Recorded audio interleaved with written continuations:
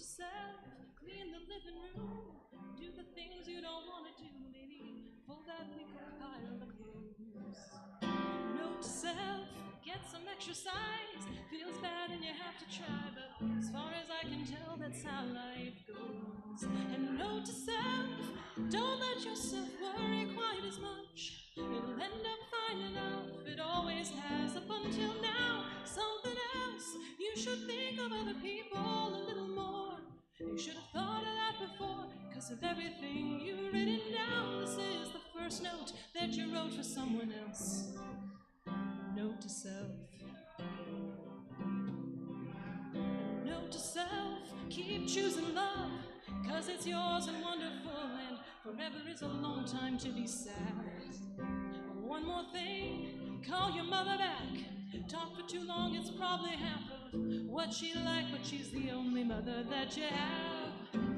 Oh, don't let yourself worry quite as much, it'll end up fine enough, it always has up until now. Something else, you should think of other people a little more. You should have thought of that before, cause of everything you've written down. This is the first note that you wrote for someone else. Note to self. I don't know how long I have to keep reminding myself to be who I want to be and not somebody else. Just thought by now I'd figure out the who and how I want to be. Cause I still let myself worry way too much, but it ends up fine enough, it always has and does still now. And I still need to think of other people a little more.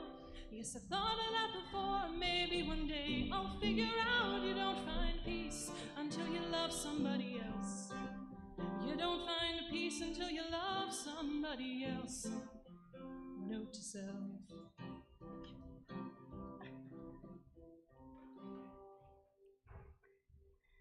Come into our house of hope and love, of peace and justice, of wholeness and healing. Come in where we welcome the certain and the seeking, the long-timers and the newcomers, the beloved and the brokenhearted. All of you can find a home here at Throop, where we go love the world from the heart of Pasadena and from the heart of our homes. Good morning, our good friends joining us on live stream today. This month of January, we have been surrendering into self-care in our worship services, and we've looked at aspects of personal self-care. We've looked at self-care as a component of justice work. We've looked at self-care in terms of listening to one another, and today we explore the concept of community care. And one way we'll be practicing community care is right after the worship service, we have our monthly Making Sack lunches for the street outreach team at Friends Indeed, and you are all welcome to join us as we sack up some yummy peanut butter and jelly sandwiches. If you are new to Throop, we love to stay in touch with you. You can fill out the info card that's found in the pew back in front of you, and you can hand it in a little later in the service to one of our ushers. And each one of us is a light in the world, and the flame from our chalice symbolizes and reflects that light.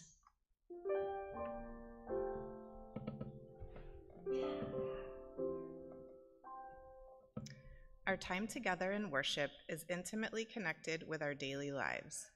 As a symbol of that connection, we light our chalice with a flame from our candles of hope and witness with these words from Deborah Faulkner.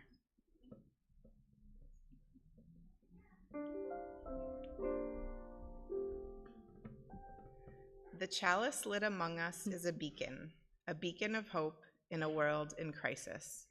A beacon of possibility made manifest in community, a beacon of warmth through our interconnections, a beacon of light illuminating our shared wisdom, a beacon of connection by our being together. We light a second candle to honor the people and ancestors whose lands we now occupy. The land under and around Throop is the unceded land of the Gabrielino Tongva Band of Mission Indian people. May this knowledge and awareness lead us into dismantling systems of supremacies and oppressions. We light a third candle symbolizing our watershed, the Arroyo Seco. May their waters continue to nourish life in our communities. We take a moment of silence, holding all of these in our hearts. And as we continue gathering in, we join together in our opening hymn, Morning Has Broken. It's number 38 in the Great Hymnal, and I invite you to rise and sing out as your body and spirit allow, number 38.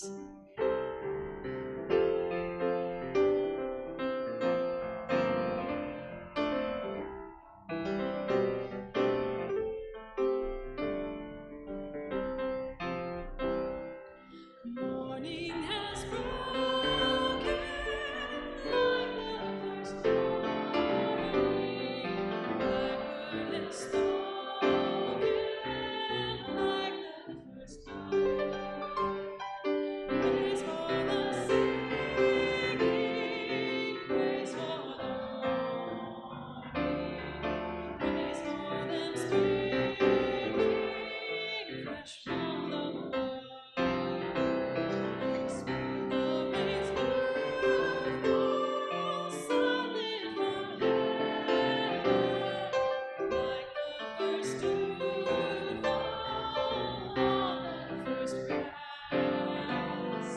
Praise for the sweetness of the wet garden, sprung in completeness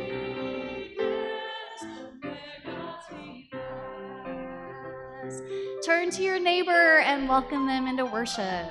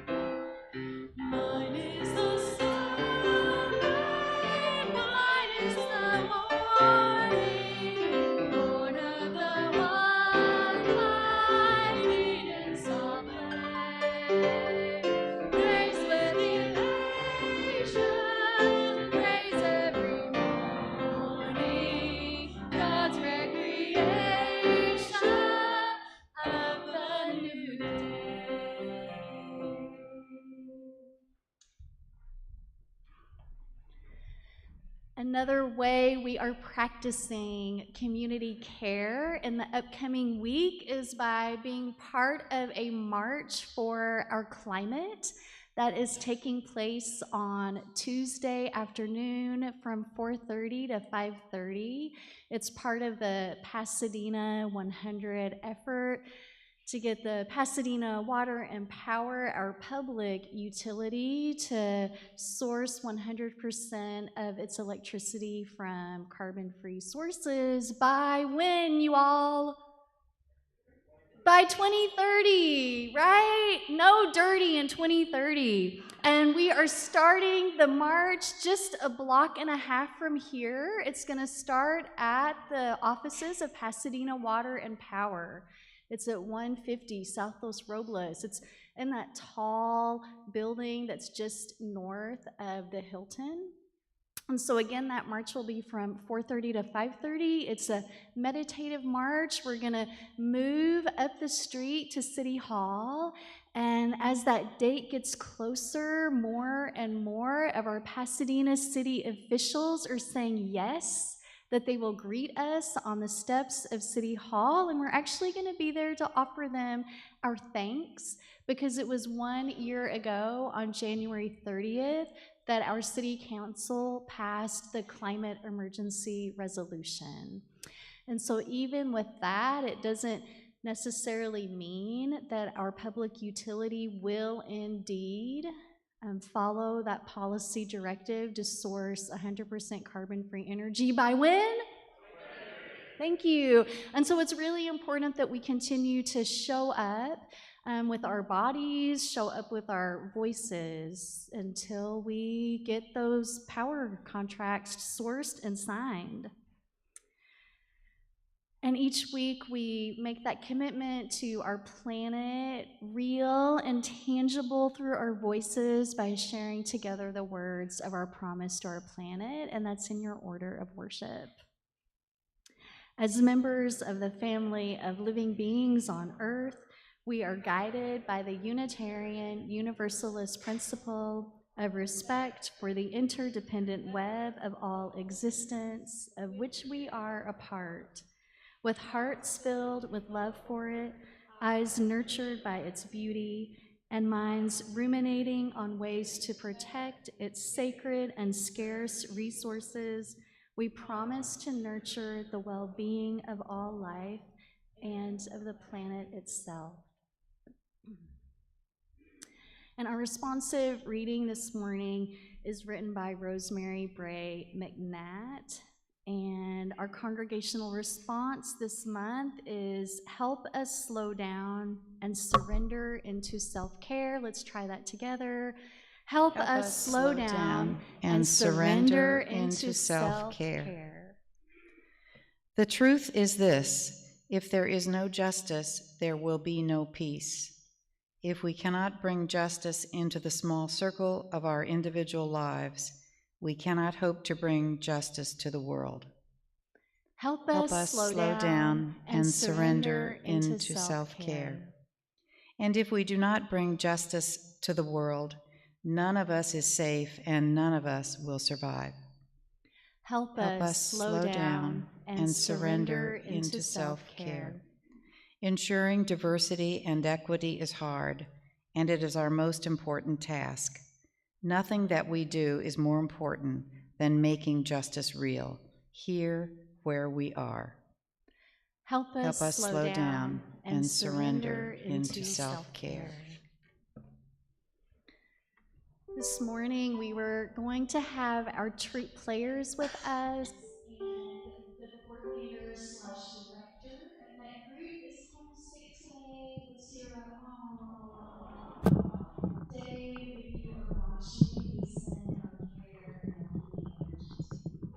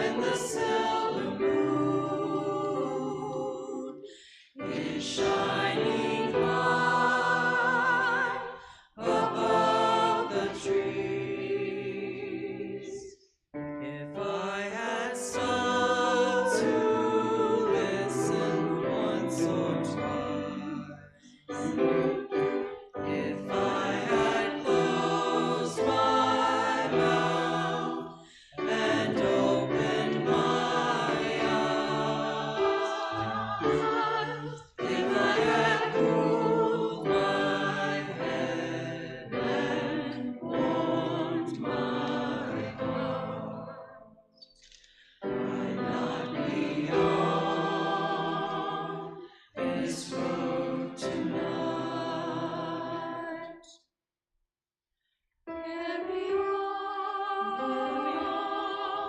Never mind feelings, sorry toward yourself. It doesn't save you from your troubled life.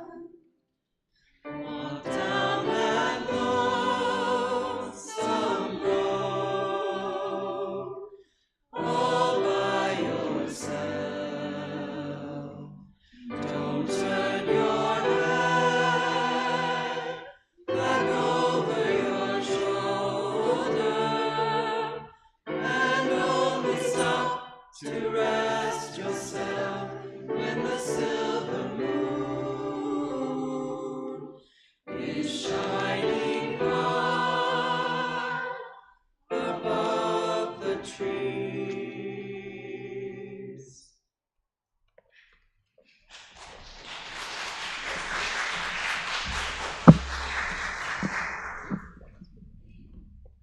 Thank you, choir. Each week, the history groups have their kids singing program or time and the history. And today, I'd like to thank Jamie and Faith for being with our children. We sing them out with love, and the words to that song are in the order of worship.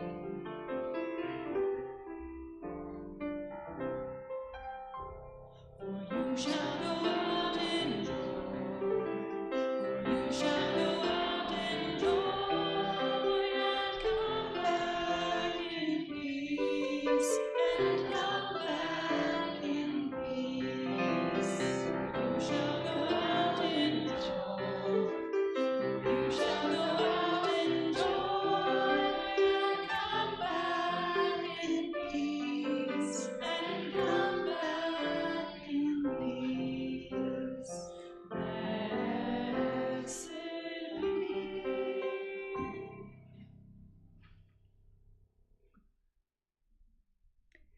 Pondering by Maya Angelou, Alone.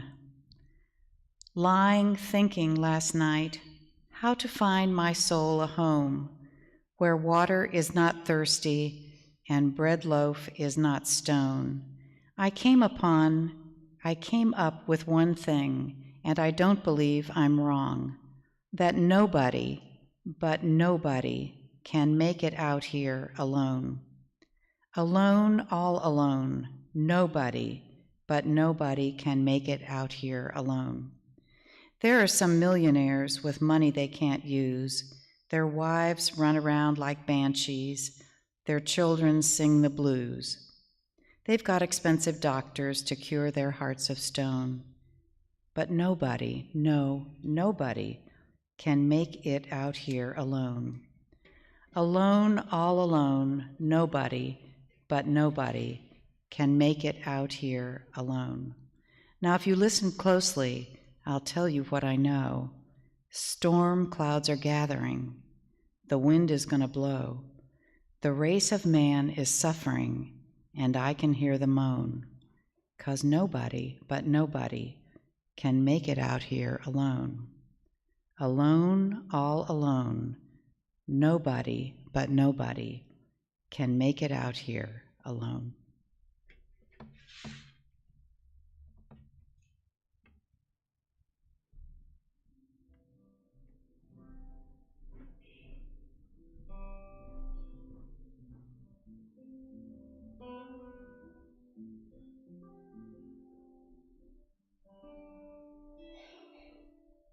You say there's so much you don't know. You need to go and find yourself. You say you'd rather be alone, 'cause you think you won't find it tied to someone else. Who said it's true that the growing only happens on your own? They don't know me and you. I don't think you have to leave. If to change is what you need, you can change right next to me. When you're high, I'll take the low.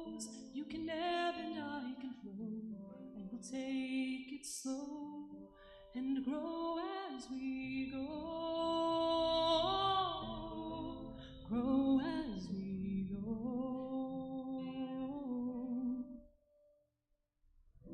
You won't be the only one. I am unfinished, I've got so much left to learn. I don't know how this river runs, but I like the company through every twist and turn. Who said it's true that the growing only happens on your own? They don't know me and you. I don't think you have to leave. If to change is what you need, then you can change right next to me. When you're high, I'll take the lows. You can ebb and I can flow, and we'll take it slow and grow as we go.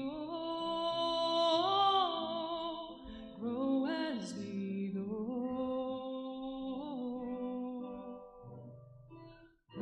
I don't know who will become. I can't promise, it's not written in the stars.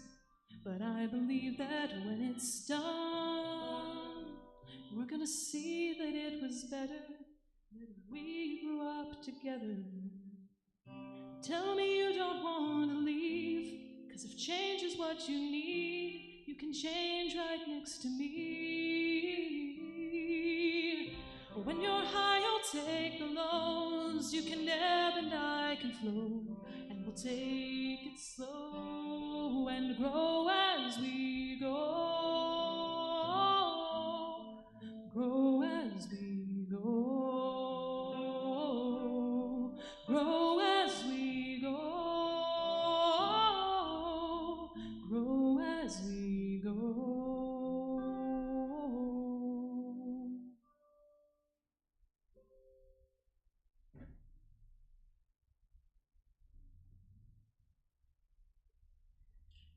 A way that our congregation actively practices generosity is through our care of the wider community.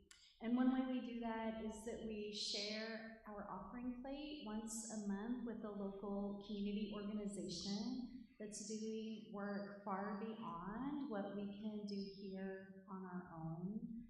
And today our offering will be shared with Elizabeth House. Elizabeth House offers care for pregnant mothers and their children up to age 5 who have experienced homelessness, abuse, or suffering. Elizabeth House takes a trauma-informed approach and offers shelter and lifelong support. They empower and equip pregnant and parenting women to reclaim their lives and to build successful legacies. So again, everything you give today will go right to Elizabeth House from Throop Church. If you mean for your donation to be counted toward your pledge, please write that in the memo of your check or use a green envelope and make sure it says pledge, because we want to honor your wishes. We're very glad that we can support Elizabeth House in this way today. You can give here in the room, or you can make a donation online. The ways to do that are in the order of worship. If you're a first-time visitor, you can let the offering plate pass you by, and our offering will now be gratefully received.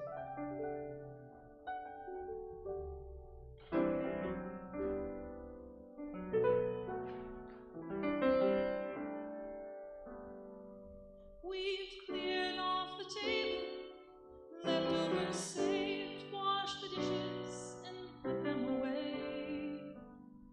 I've told you a story, tucked you in tight at the end of your knockabout day. As the moon sets its sails to carry you to sleep over the midnight sea, I will sing you a song no one sang to me. May it keep you good company.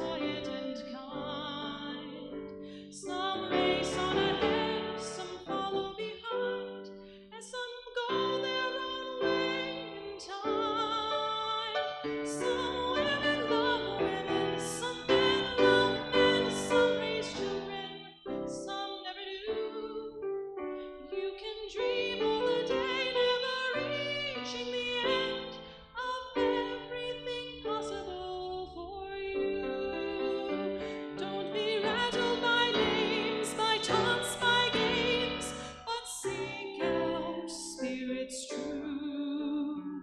If you give your friends the best part of yourself, they'll give the same back to you. Oh, you can be anybody you want to be. You can love whomever you will. You can travel any country where your heart leads, and know that I will love you still. You can live by yourself. You can gather friends around. You can choose your special ones. And the only measure of your words and your deeds will be the love you leave behind when you're done.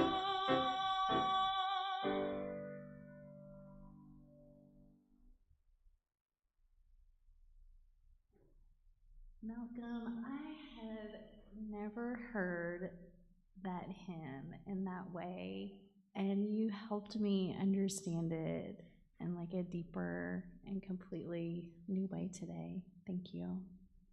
Yeah, and in a spirit of gratitude, we lift up our thanks to everyone who supports today's worship service. Malcolm, the inspiring and heartfelt way that you share music with all of us. Choir, for all of your time rehearsing and the beautiful community that you are creating among each other. They're blowing kisses to each other up here. I mean, I have the best view in the whole sanctuary. I know that. We should do a Sunday where we take turns and everyone come up here and see what I see, and your eyes would probably be filled with tears just like mine are right now. Jamal for running live stream so we can welcome our dear friends who are joining us from home today. We thank Allegra and Cynthia for sharing words in worship. Faith and Jamie for creating a meaningful space for our youngest troopers. Teresa for being such a, I'm gonna just say like a whirlwind, warm, incredible presence with any newcomer or long-timer who comes in here. Thank you for reminding us all how to practice the art of hospitality. I'd like to thank the social justice team for organizing the stack lunches after worship today, and Tom for making sure we have coffee and snacks so that as we gather after the service, we have something in our hand and something in our belly. It's really kind of you to come in and do this every Sunday. And then also for Fillory for all of your administrative support throughout the week and fun times in the office. And so with that, I ask us all to share in the words of thanks, the response to the offering. It's in the order of worship. For the ministries of the church and our community, we bless our offering with love and hope. And in that spirit of gratitude, I invite you to just take a gentle breath in and to exhale. This is the time in our service when we really try to intentionally slow down and hold some extra awareness of our breath and our hearts and our spirits. I invite you to take a breath in again together and exhale. Our centering hymn is 317. We are not our own. And as we sing our centering hymn today, I just invite you to bring into your mind and heart some person that you feel an extra bit of gratitude for this week.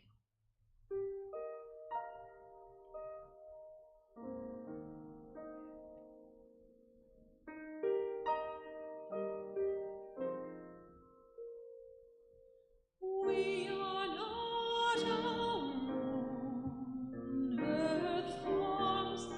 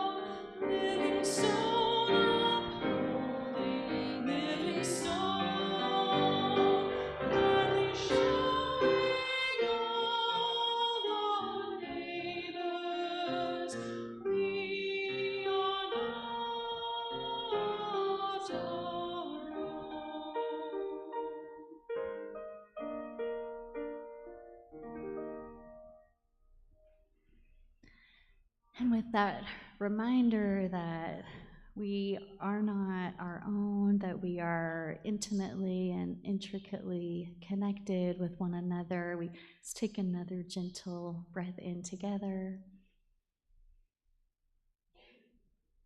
And exhale. Breath of life and breath of love. Hold us as gently as you can through days that ask so much of us. Hold us tenderly through a world that can at times be chaotic, that is uncertain, that sometimes leaves us swirling in the unknown.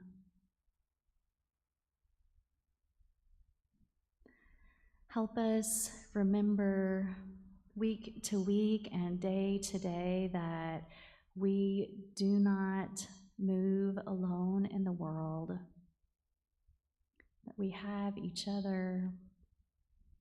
And through these connections, we craft our own liturgies of care. Care for ourselves, care for our neighbors, care for our earth.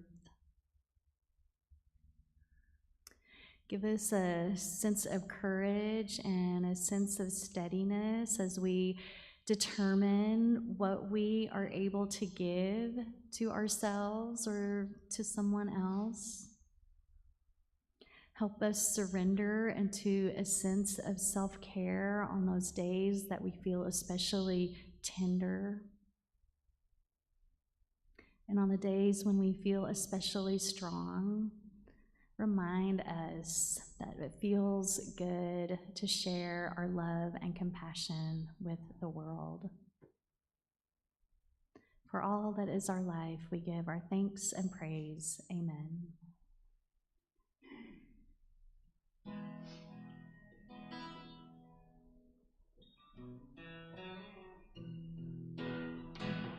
When I was a boy, each week, on Sunday we would go to church and pay attention to the priest, and he would read the holy word and consecrate the holy bread, and everyone would kneel and bow. Today the only difference is everything is holy now. Everything is holy now. When I was in Sunday school, we would learn about the time Moses split the sea in two. Jesus made the water wine. And I remember feeling sad. Miracles don't happen still. But now I can't keep track, 'cause everything's a miracle. Everything's a miracle. Wine from water is not so small, but an even better magic trick is that anything is here at all. So the challenging thing becomes not to look for miracles, but finding where there isn't one. When holy water was rare at best, it barely wet my fingertips, but now I have to hold my breath like I'm swimming in a sea of it. It used to be a world half there, having second-rate hand-me-down, but I'm walking with a reverend dare, 'cause everything is holy now. Everything is holy now. Read a questioning child's face and say it's not a testament. That'd be very hard to say. See another new morning come and say it's not a sacrament. I'll tell you that it can't be done. This morning outside I stood, and I saw a little red-winged bird, shining like a burning bush, singing like a scripture verse. It made me want to bow my head. I remember when church let out, how things have changed since then, 'cause everything is holy now. It used to be a world half there, having second-rate hand-me-down, but I'm walking with the Reverend there, 'cause everything is holy now.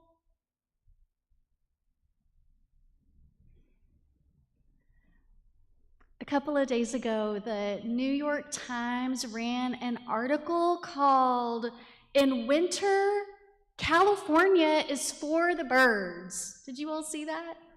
Yes.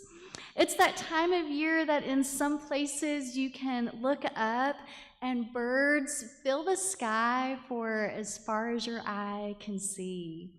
Poet Richard Wilbur described their movement like a drunken fingerprint across the sky.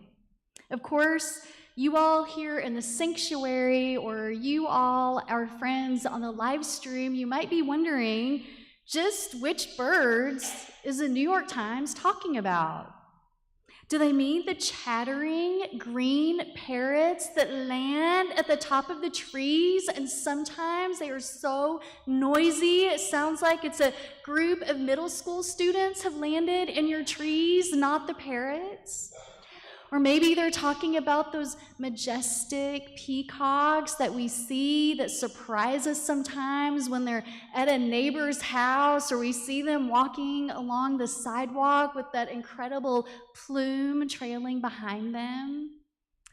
Or maybe they somehow knew about the 2 ravens that come to Throop Tower this time of year every year and build their nest and get ready to have their little bird babies up there and leave us that sprinkling of twigs that they've discarded right there on the front of the steps. Sometimes Terry comes and she's such a good citizen, sweeps those twigs away so we're not stepping on them.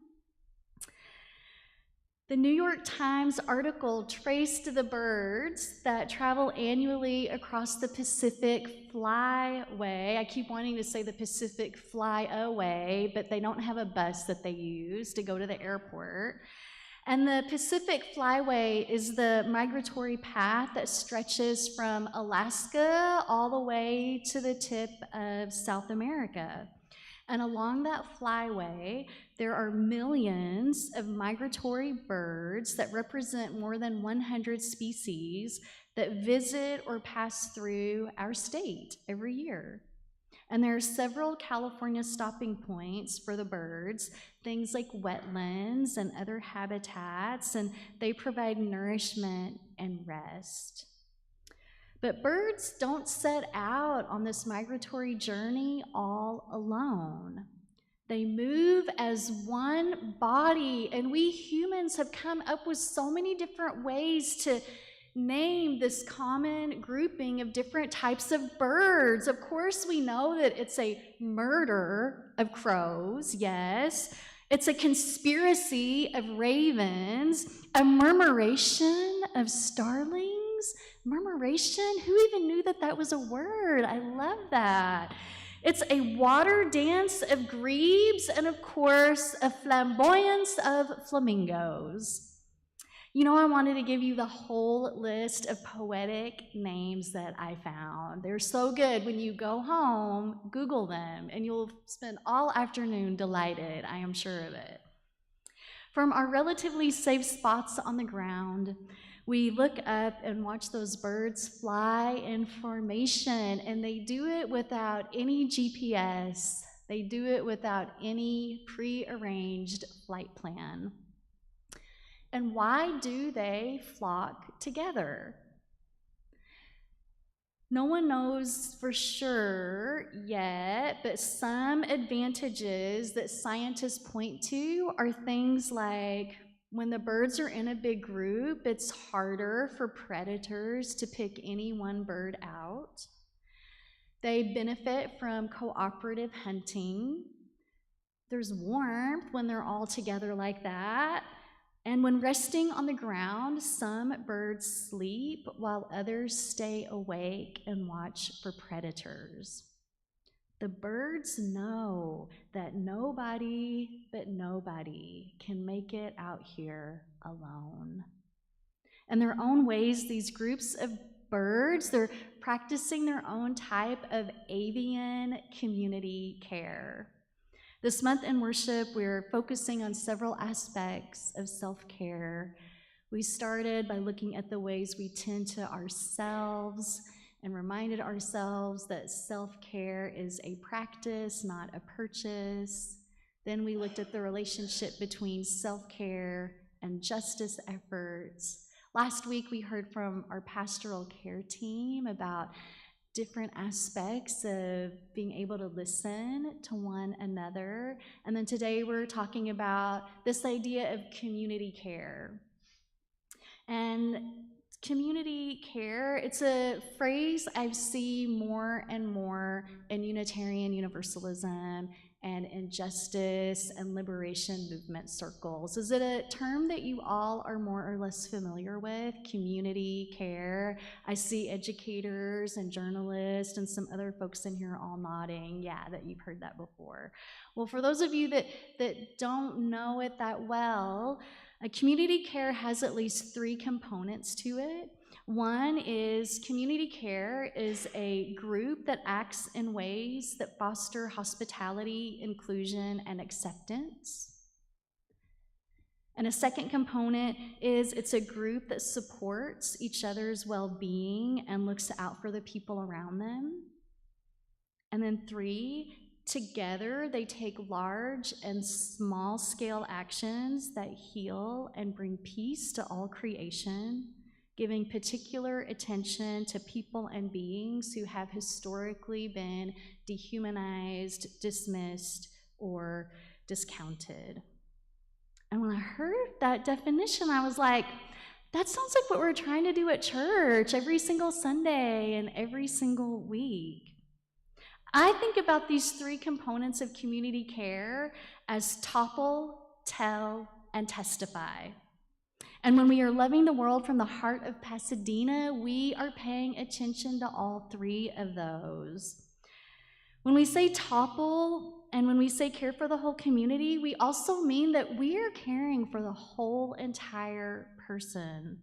We live in a world that is driven by extractive capitalism and by supremacy mindsets. And those things they tell every single one of us every day that there is some part of who we are that is just simply not enough.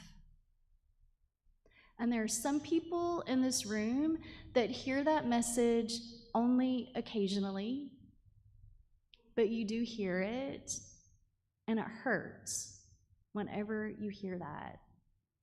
And then we have people here in the room that hear that message daily, maybe sometimes hourly, and it hurts every single time it comes at them. If we are serious about the message of our faith that every person is born with inherent worth and dignity, then it means that one way we have to practice our faith together is by deconstructing and dismantling these oppressive societal norms, everything possible, like Malcolm sang earlier in the worship service. And the thing is, we know that it is families of origin or at City Hall, wherever we find ourselves, but the thing is, it's even harder to do that in here. Because if you're here today, you're probably here because you really love Throop. And if you're here today and you love Throop, it's because there's some part of this church that reflects some part of you. It might reflect your identities, it might reflect your practices, it might reflect your beliefs, maybe a little bit of all that. And it feels really good. And why would we want to do anything to upset that or disrupt it or change it? Because if we change it, am I still going to be happy here? I hope so. I hope we all are. But I wonder what practices or structures we have as a church, maybe some that are invisible to someone who looks like me. I wonder if we have structures in place that aren't reflective of some people, or don't feel welcoming, or don't feel nurturing, or that frankly just feel odd and strange. And that when we do those things, someone or someone's may not feel like all of who they are is welcome here, which is not, of course, what we preach and not how we are in relationship with one another, but can be an unintentional message that gets sent. And what do we need to do as a church to topple, to rethink and reimagine, and to ever widen our circle? And the second component is tell. It's the sweet piece about being a space where we get to tell our stories. We get to share who we are with a person or group of people who are ready and want to listen and accept and celebrate all of that story you're sharing. How many places in our lives do we go where we really feel like our story will be welcomed in that kind of way? We don't always get that right here, but we certainly try. And what a joyful journey that can be, and it can feel so affirming and liberating in its own way to feel like someone is looking you in the eye and experiencing all of who you are. And then the third piece of it is testifying. To love the world out loud, to move in solidarities with communities that are outside of this congregation. We want to use our precious resources of time and talent and treasure to help the human and non-human communities around us. And we do that in so many different ways, and hopefully one of those ways is something that works for you. We do it through education, through advocating for public policy, attending marches like the one on Tuesday at 4:30, donating to organizations like we just did today in our offering, by doing direct service, which is what we're doing after church, by making the sack lunches for Friends Indeed. Or sometimes it's simply asking the question, what do you need and how can we help? Community care in these ways, it forms a rich sense of belonging. And when we practice it, we can see how each person can be a saving force in the world, but also a saving force in our personal lives. If you are hoping to witness the beauty of migrating birds, well, the Audubon Society notes that in California, we are blessed with the ability to get to see these migrating birds almost every month of the year. And if you're looking out now in January, they tell us that Allen's hummingbirds are on the move across the state. And they are beautiful bronze birds with some green and red and other colors on them. If you are hoping to witness the beauty of a community that knows moments of care as holy, well, you only need to look around this sanctuary and you will see it. Through our practice of community care, we become more than just a random gathering of people at 11 o'clock on Sunday. We become more than a congregation, than a Unitarian Universalist congregation. We become a connected people who topple, tell, and testify. And I think that deserves a special group name all its own. So what if we became a togetherness of troopers? Or what if we became a trust of troopers? a twizzle of troopers, a treasure of troopers. I know there are poets and writers and word people out there. I want to hear your best phrase for our community of care. Let's be in that care together. And we sing, I Wish I Knew How, our closing hymn. Number 151, please rise as body and spirit allow as we sing number 151.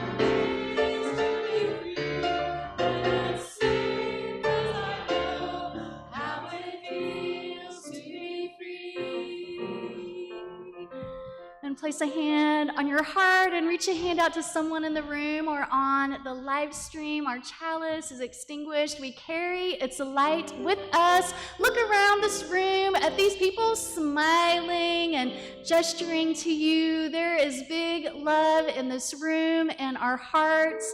I love you all. Let's go out and share that love with the world. Amen and blessed be.